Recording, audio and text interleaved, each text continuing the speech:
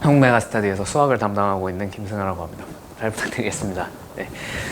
오늘 개성고 수학 담당을 맡게 됐는데요. 네. 귀한 발걸음 하신 거 시간 낭비가 되지 않도록 좀 열심히 설명 한번 해보도록 하겠습니다. 네. 자, 일단 목차부터 좀 말씀드리면 제 소개 조금 드리고 그 다음에 교육과정 변화랑 그에 맞춰서 저희가 입시가 어떻게 변할지, 그 다음에 기출문항 개성고 요번 시험 기출문항 분석 한번 해보고요. 그 다음에 앞으로 어떤 방향으로 학습을 하면 될지에 대해서 한번 말씀을 드리도록 하겠습니다. 네, 일단 제 소개부터 드리면 저는 성균관대학교 수학교육과를 졸업하고 이제 이전에 인류수학이라는 학원에서 이제 선덕고 전담반을 담당했던 김승아라고 합니다. 잘 부탁드리겠습니다. 자, 일단 개정 교육 과정에 대해서 소개를 조금 해드리는 시간을 가질 텐데, 이 부분은 이제 공통 내용이 약간 바뀐 거라든지 아니면 명칭이 바뀐 거라든지 그 다음에 수능 범위가 어떻게 변했는지 이런 것들은 워낙 잘 알고 계실 거라고 이미 다른 설명회 같은 데서 많이 설명을 들으셨을 것 같아서 조금 간단하게만 풀터만 보고 넘어가겠습니다. 네.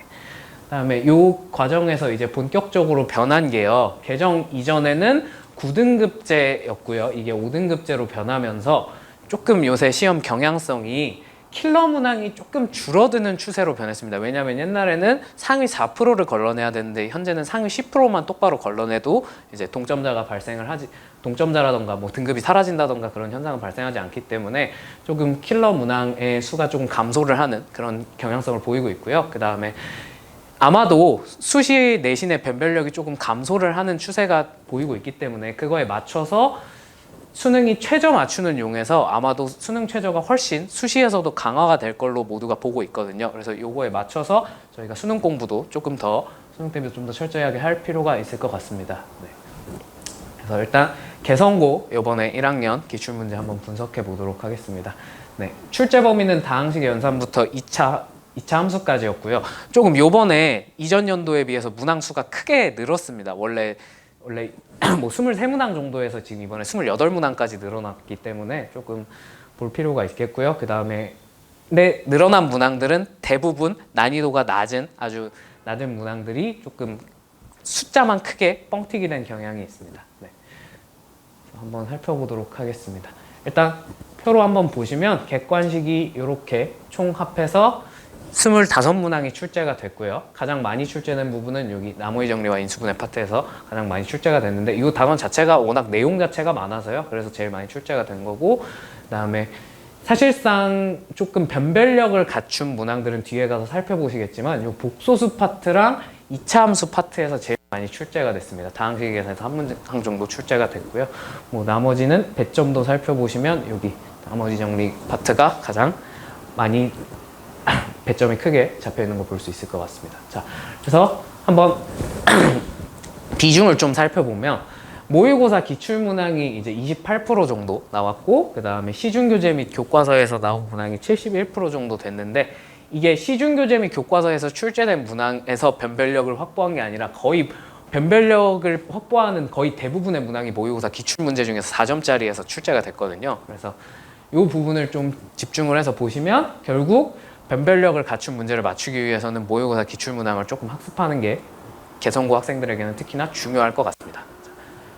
그래서 지금부터 한번 기출문제를 실제로 한번 보면서 분석을 해보도록 하겠습니다. 자, 첫 번째 시간 관계상 모든 문항들을 분석을 해드릴 수는 없고요. 그래서 조금 변별력을 갖출 만한 문항들 위주로 설명을 해드릴 건데요. 자, 여기 보시면 첫 문제는 17번입니다. 객관식 17번이고요. 이 문제는 복소수 문항이었는데 이제 제가 학생들에게 준 여기 테스트 문항에 비슷한 문항이 이렇게 들어 있었습니다. 이 문항은 난이도는 한 중상 정도로 보여지는데요. 왜 중상이냐면 익숙하긴 한데 조금 함정이 몇 개가 숨어져 있어서요. 이거를 안쪽이 둘 다 음수면 어떻게 처리해야 되는지 이런 것들에 대한 거를 확실하게 인지하고 있지 못하다면 조금 계산 실수를 할 확률이 굉장히 높은 문제였습니다. 네, 그리고 두 번째는 19번입니다. 단어는 나머지 정리고요. 요거는 난이도는 상인데 보시면 아시겠지만, 자, 2022년 9월 고1 20번 문항과 거의 동일합니다. 거의 동일한데 숫자만 조금 바뀌어 있는, 시계 형태만 조금 바뀌어 있는 그런 문제로 볼 수가 있을 것 같습니다. 네. 자, 그 다음에 20번입니다. 20번 문항은 보시면 이렇게 나머지 정리 문항인데, 요거는 워낙 흔한 문제라서 저희 교재에 있는 문항 똑같은 거, 숫자만 바뀌어 있는 요 문항 한번 가져와 봤습니다. 네. 사실상 거의 같은 문제라고 보시면 되고요. 그 다음에 요게 이제 유일하게 모의고사 기출이 아닌 변별력을 갖춘 문제였는데요. 요거는 그 내신 고쟁이라든지, 여기 지금 저희 자체 보충 자료에서 줬던 문제로 이제 가져왔는데, 사실 이 문항은 내신 고쟁이나 마플 시너지 같은 문제집에도 전부 다 실려 있는 문항입니다. 그게 이제 기출된 거를 제가 이제 가져와서 학생들한테 수업을 해줬는데, 네, 이것도 나머지 정리로 그렇게 어렵지 않게 풀 수 있는 문항이었습니다. 자, 그다음에 요 문항도 이제 22번 문항인데요. 자, 요 문항도 보시면 여기 나온 그 모의고사 2021년 9월 고1 20번 문항과 거의 동일한 조건을 가진 니은이 출제가 됐다는 걸 볼 수 있을 것 같습니다. 그리고 디귿은 조금 새로 출제가 됐는데, 이거는 솔직히 말하면 그렇게 어려운 문항이 아니라서 네, 넘어보도록 하겠습니다. 그 다음에 요 23번 문항입니다. 23번 문항도 보시면 2024년 3월 고2 모의고사 16번과 거의 완벽하게 동일한 그림과, 그 다음에 숫자도 크게 바뀌지 않은 상태로 여기 숫자만 조금 바꿔서 출제를 한 걸 보실 수 있을 것 같습니다. 네, 이 문항도 이제 다항식의 계산, 연산을 활용해서 도형에서 어떻게 활용할 수 있는지에 대해서 조금만 고민을 해본다면 그렇게 어렵지 않은 문제입니다. 자, 그 다음에 요 24번 문항입니다. 24번 문항은, 이거는 원본 문항이 원래 29번에 굉장히 난이도가 높은 문항이었거든요. 보시면 구조가 얘를 Z1이라고 하고 얘를 Z2라고 했을 때 이렇게 M제곱 N제곱이 원본 문항에선 4였고 여기선 마이너스 4라고 했는데, 이 문항은 보시면 이 Z1과 Z2를 계산을 했을 때 결국 그 복소수 자체가 조금 더 간단하게 표현이 되기 때문에 이 문항이 조금 더 이 문항을 쉽게 변형한 버전이라고 볼 수 있을 것 같습니다. 원본 문항은 너무 어려워서요, 아마 시간 안에 풀기가 힘들었을 텐데, 이 정도는 숫자 자체가 간단해졌기 때문에 이 정도는 아마 쉽게 학생들이 풀 수 있었을 것 같습니다. 자, 그 다음에 이 문항은 이제 이 시험지의 가장 객관식 마지막 문항이었고, 난이도 자체는 가장 어려운 문제였습니다. 자, 2차 함수의 최대 최소가 꼭지점이 미정인 상황에서 과연 어떻게 구할 수 있겠는가를 물어보는 문제였는데요. 보시면 원래 2021년 9월에 30번으로 출제가 됐던 문항을 이제 이런 식으로 변형을 해서 출제가 되었습니다. 그런데 이 문항 자체가 워낙 시간도 많이 잡아먹고, 그 다음에 난이도 자체도 워낙 높은 문항이라서 아마도 이 문제는 사실상 이 시험의 킬러 문제로 보고, 그 다음에 이런 문제를 맞추면 물론 전교 1등이 되지만 이런 문제는 틀려도 크게 상관이 없기 때문에요. 1등급을 맞는 데는 크게 상관이 없기 때문에 이런 문항이 나왔다라고 한 번만 보고 넘어가시면 될 것 같습니다. 그 다음에 서술형은 총 3문제가 나왔는데, 서술형 1번은 그렇게 어렵지 않은 문제였기 때문에 서술형 2번, 3번만 보고 마무리 짓도록 하겠습니다. 서술형 2번은요, 보시면 이렇게 나와 있는데, 이거 모의고사 2024년 6월 고1 18번 문항과 거의 동일한 문항입니다. 나머지가 주어졌을 때 이 나머지의 차수를 가지고 과연 뭘 할 수 있는지, 무엇을 알아낼 수 있는지, 이걸 가지고 식을 잘 써서 문제를 해결할 수 있는지에 대해서 물어보는 문항이었습니다. 네. 마지막 서술형 3번입니다. 서술형 3번은 원본이 이제 이렇게 생긴 친구인데, 보시면 숫자만 조금 바꿔서 출제했다는 사실을 알 수 있습니다. 이것도 아까 했던 거랑 유사하게 최대 최소를 모르는 상태에서 과연 최대 최소가 주어졌을 때 이 숫자들의 특성을 가지고, 혹은 문자들의 특성을 가지고 과연 어떻게 하면 식을 잘 세울 수 있을지에 관해서 물어보는 문제였는데요. 원본 문항을 보시면 난이도가 여기는 적혀있지 않은데 29번입니다. 29번 문항이고 난이도가 굉장히 높은 편이었습니다. 자, 이렇게 해서 한번 문제들을 살펴봤습니다. 총평을 해보자면 문제들 자체가요, 난이도가 절대로 쉬운 편은 아니었는데, 난이도가 쉬운 편이 아니었지만 이 문항들이 개성고는 대대로 이제 몇 개년 동안 전부 다 모의고사 기출 문제를 숫자 정도만 변형해서 내는 경향이 강했기 때문에, 이제 그런 부분에 있어서 학생들이 이런 모의고사 기출 문제를 학습을 했다면 눈에 익은 문제들밖에 없었을 것이고, 그에 따라서 등급컷이 난이도에 비해서 조금 더 높게 형성이 되어 있는 시험이었던 것 같습니다. 참고로 이번 시험 1등급 컷은 85점이었습니다.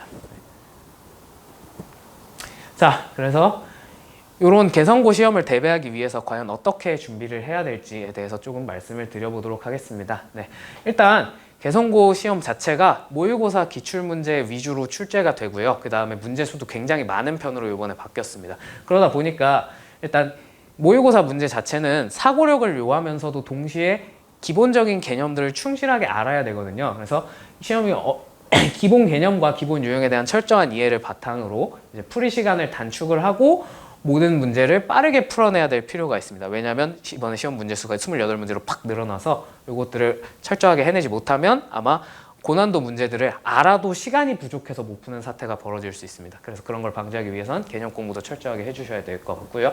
그 다음에 말씀드렸다시피 문제 수가 늘어났기 때문에 유형학습을 통해서 쉬운 문제는 조금 빨리빨리 풀어야 됩니다. 빨리빨리 풀어야지 아까 보여드렸던 킬러 문항들 혹은 준킬러에 해당하는 문항들을 여유롭게 아는 문제들이니까 그거를 여유롭게 풀어낼 시간을 확보해야 될 필요가 있습니다. 네, 그리고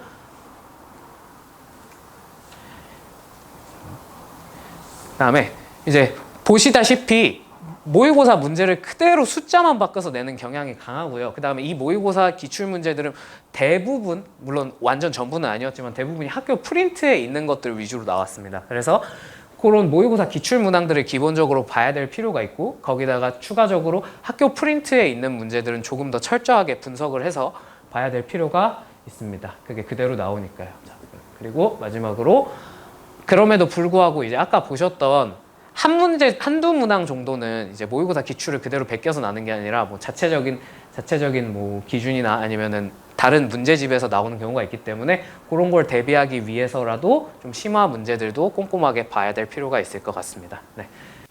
이렇게 대비를 하시면 좋을 것 같고요. 그리고 마지막으로 이제 이건 제 시간표고요. 시간표 한번 보여드리고 마지막으로 개성고에서도 내신 대비가 조금 개성고 아시다시피 내신이 조금 쉽지 않다 보니까 좀 뭐 정시 같은 거라든지 혹은 아까 말씀드렸다시피 수능 대비도 좀 많이 하셔야 되기 때문에 수능에 대해서도 조금 약간만 설명을 해드리고 들어가자면요. 요새 수능 문제들이요. 물론 수능 출제 범위는 고2, 고3에 나오는 이제 대수와 미적분 원, 그다음에 확률과 통계지만 공통수학 원을 모르는 학생들이 이제 시간을 왕창 잡아먹게 하는 문제들도 굉장히 많이 출제가 되는 경향이 있거든요. 보시면 2024학년도 6월 평가원 모의고사 28번입니다. 28번이면 미적분에서 가장 어려운 문제 2개, 28번, 30번 둘 중에 하나였는데 이 해당 모의고사에서는 28번이 가장 어려웠는데요. 이 문항이 가장 어려움에도 불구하고 이 문항이 미적분만 가지고 풀면은 이게 풀이 시간이 굉장히 오래 걸리거든요. 굉장히 뭐 대칭성이라든지 말도 안 되는 것들도 많이 찾아야 되고 그런데 이게 공통수학 원 내용 최대 최소를 2차 함수의 최대 최소를 조금만 끌고 오면은 풀이 시간이 3분 이내로 단축되는 그런 신기한 문제가 이런 식으로 출제가 되는 경향이 요새 보이고 있기 때문에 이런 걸 감안하셨을 때 공통수학 원 심화도 조금 철저하게 봐놓는 편이 수능 대비에도 유리하실 것 같습니다. 네, 오늘 제 설명은 여기까지고요. 네, 저는 한국메가스터디에서 수학을 담당하고 있는 김승아라고 했습니다. 네. 혹시 궁금하신 점이 있으시면 여기 전화번호나 아니면 이메일로 문의 주시면 될 것 같고요. 네, 저는 오늘 여기까지 하고 마무리 짓도록 하겠습니다. 감사합니다.